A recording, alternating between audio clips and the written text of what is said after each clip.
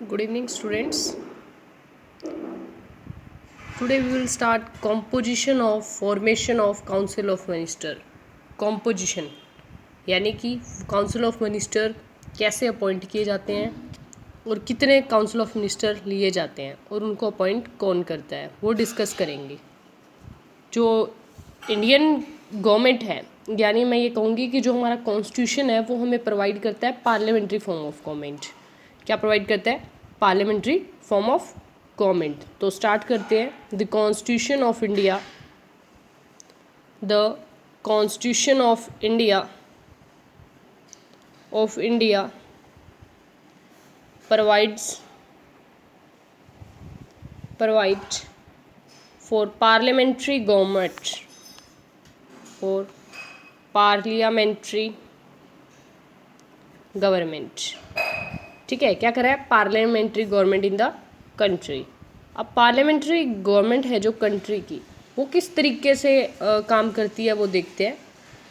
Parliamentary government है वो centre में भी as well centre and state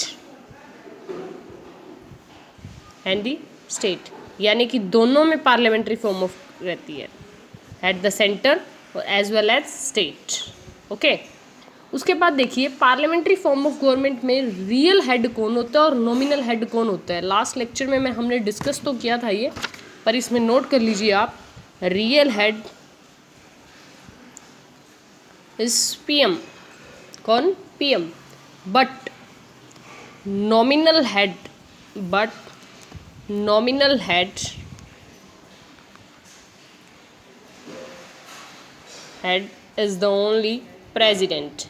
is the only president। यानी कि नॉमिनल हेड कौन है जब पार्लियामेंट्री फॉर्म ऑफ गवर्नमेंट? वो है जब नॉमिनल हेड कौन है हमारी कंट्री का? President. Parliamentary form of government वो रहती है।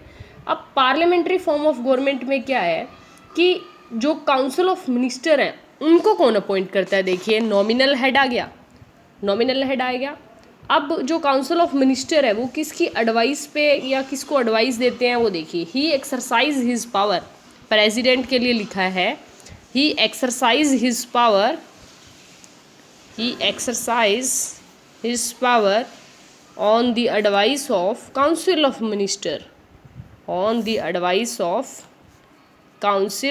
मिनिस्टर। यानी कि जो ये नॉमिनल हेड है, नॉमिनल हेड कौन? प्रेसिडेंट किस से काम करता है? काउंसिल ऑफ मिनिस्टर्स की।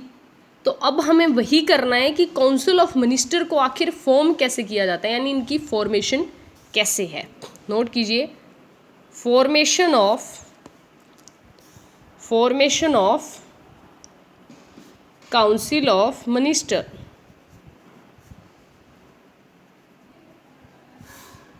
Formation of council of minister.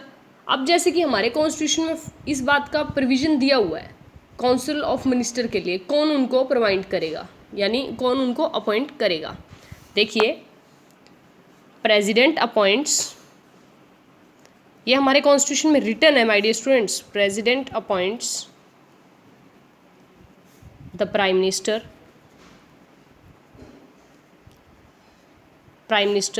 and other minister are appointed by him। किसके द्वारा? प्राइम मिनिस्टर के द्वारा। अदर मिनिस्टर कौन करेगा? पीएम करेगा। With the consultant of president, with the consultation of president, यानी प्रेसिडेंट की सलाह के साथ पीएम है जो काउंसिल ऑफ मिनिस्टर को अपॉइंट करेगा।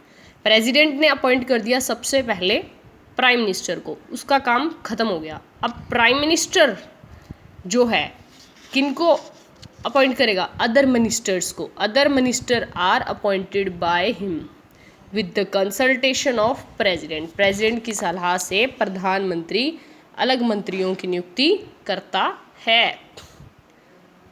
ठीक है, तो ये तो होगी इसकी फॉर्मेशन। अगर अब ये सब हो गया। अगर ये जो मिनिस्टर्स हैं ये लेजिस्लेचर में से नहीं लिए जाते और बाहर से ले लिए जाते हैं, तब क्या सिचुएशन आती है? The ministers are taken from the,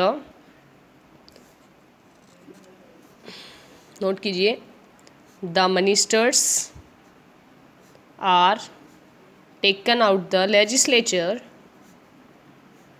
है ना, लेजिस्लेचर में से लिए जाते हैं, ठीक है। द मेंबर ऑफ लेजिस्लेचर होते हैं ये मिनिस्टर्स हैं, जो द मेंबर ऑफ लेजिस्लेचर होते हैं, राइट। अब अगर ये नहीं लिए जाते, if any outsider is appointed as a minister, तब क्या होगा? If any outsider is appointed as a minister, अब उसको 6 मंथ का टाइम दिया जाएगा माय डियर स्टूडेंट, 6 महीने का। He must become the member of the legislature with in 6 month. He must become the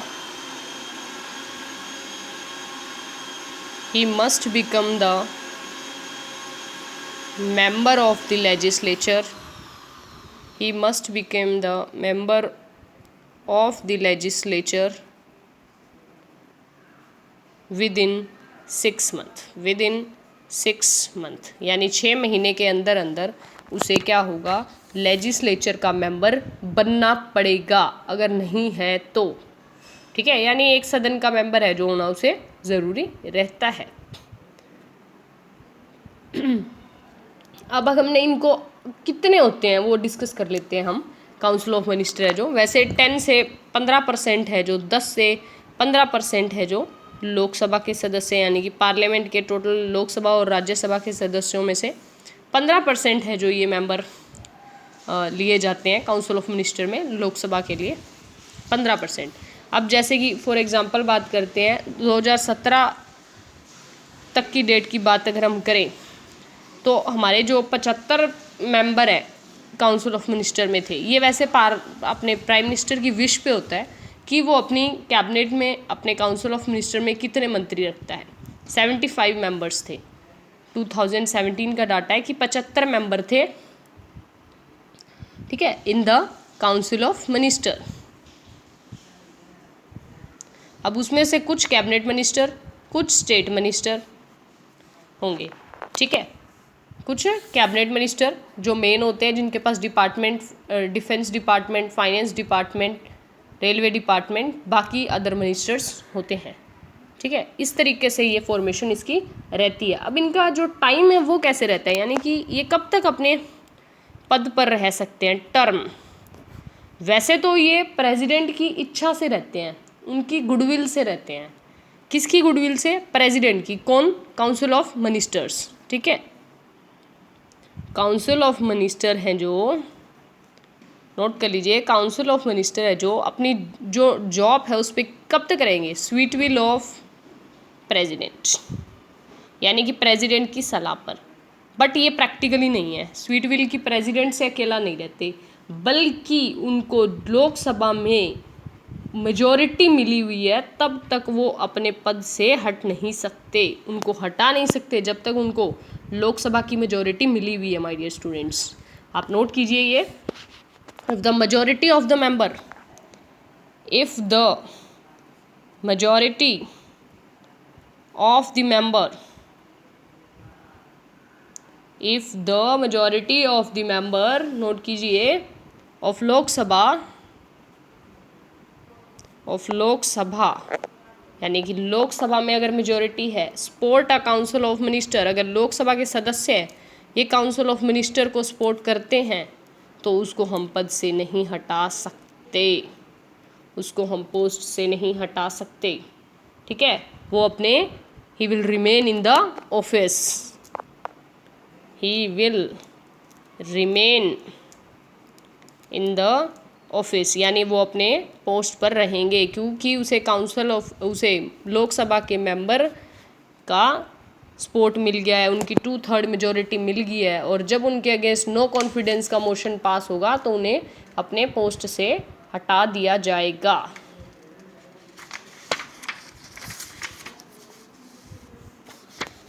next note कीजिए इसमें,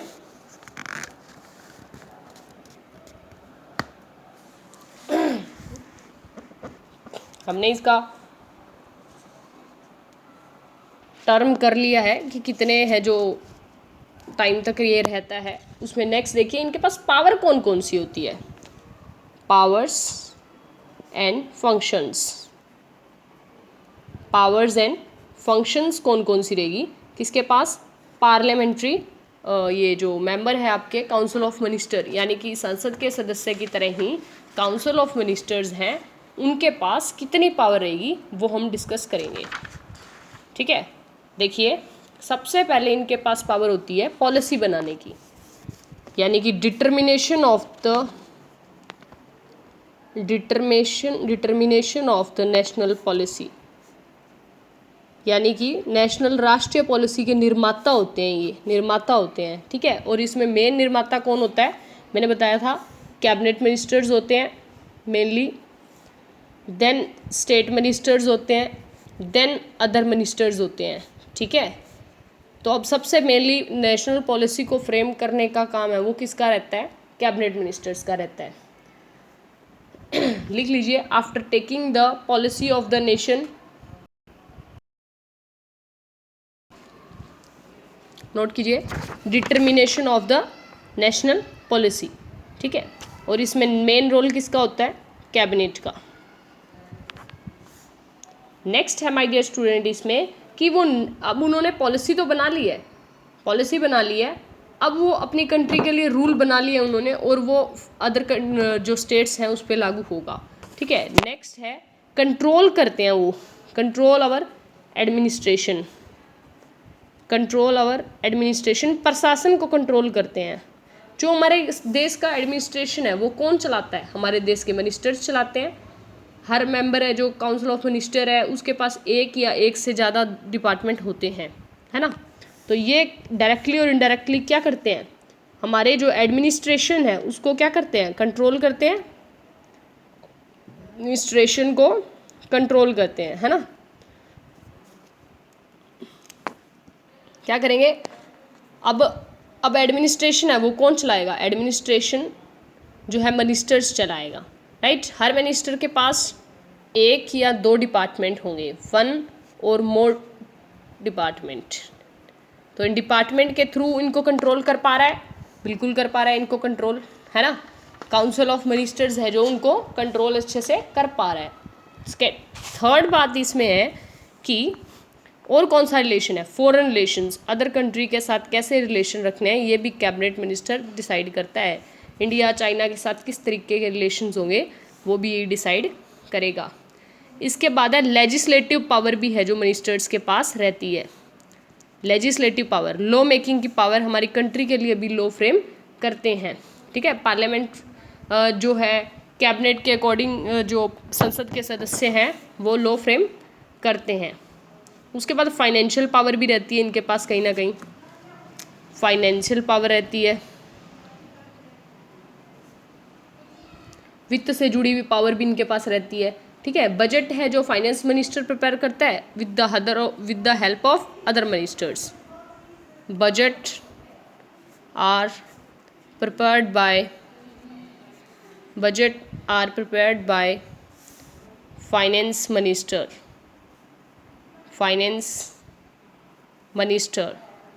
with the help of other minister, अलग मंत्रियों की हेल्प के लिए, हेल्प ऑफ अदर मिनिस्टर्स। ठीक है, उसके बाद उसकी नेक्स्ट पावर आप देखिए, प्रोक्लेमेशन ऑफ इमरजेंसी। राष्ट्रपति के पास सबसे बड़ी पावर होती है कि वो देश में क्या लगा सकता है, इमरजेंसी लगा सकता है। बट ये इमरजेंसी वो अपनी इच्छा से नहीं लगा सकता, जब तक उसको कैबिनेट रिटन डिसीजन ना दे दे, रिटन स्टेटमेंट ना दे दे, जब तक कैबिनेट है उनको, किसको, प्रेसिडेंट को रिटन स्टेटमेंट ना दे दे कि जो फलाना राज्य है यानी कि एक स्पेसिफिक एरिया है वो ठीक से नहीं चल रहा है, तब तक प्रेसिडेंट अंडर आर्टिकल 352, 356, 360 ये इमरजेंसी नहीं लगा सकता। जब तक कैबिनेट प्रेसिडेंट को रिटन स्टेटमेंट नहीं दे देता कि गवर्नमेंट जो फंक्शनिंग है वो प्रॉपर तरीके से नहीं चल रही, तब तक वो इमरजेंसी नहीं लगा सकता। तो यानी जो मेन डिसीजन है वो कौन देगा, वो कैबिनेट देगा। तो president can not proclamation of emergency without permission of cabinet.